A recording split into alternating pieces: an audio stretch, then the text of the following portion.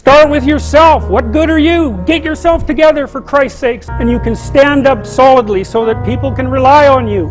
That's better. Don't be a damn victim. Put yourself together. You know how to do that. You know what's wrong with you, if you'll admit it. You know there's a few things you could polish up a little bit. Life is hard. It's hard handling just the tragedies of life. When you're working on something and you put everything you have in it, and it doesn't work out, it's hard.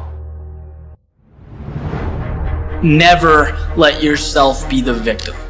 If I could go back in time and have a conversation with my 8 to 10-year-old self, that would be the message I would give. Because when you think about it, you're a kid, things don't go your way, what do? You cry, you whine, you throw a fit, you want your parents to feel sorry for you. You feel sorry for yourself. It's how you deal with things at that age. And then you grow up, but you don't necessarily shed that habit, that mentality.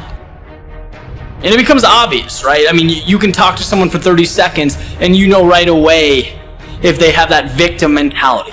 The world's falling down, they're tired, they have so much to do, they're so busy, X, Y, and Z. Look, having that mindset does two things for you. One, it makes you come across helpless and weak, and no one wants to come across that way. Two, it does not get you to where you're going. It does not change the situation. Right? Here's the reality. There is always a way to get what you want. The real problem, which, by the way, no one ever talks about, is that everywhere we look at society, we celebrate victimhood. We are no longer celebrating people who put in the work. We are no longer celebrating people who overcome. Instead, we are celebrating people who have the saddest story. Instead, we are talking about and competing for the attention about who suffered the most. Well, let me tell you something, guys. You can compete for that your entire life and nobody's going to bring you a motherfucking thing except a couple likes and a couple bullshit comments that people don't mean. The real winners are still and always will be the people who aren't immune from obstacles, but instead see obstacles as an opportunity to get better. They see this as the path to winning, and they are right.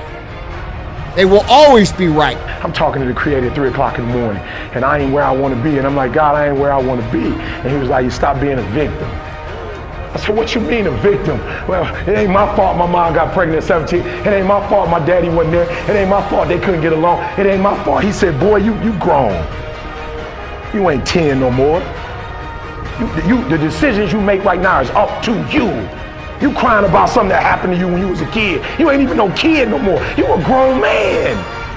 Take full ownership. The stupid stuff you doing, your parents didn't make you play no video games.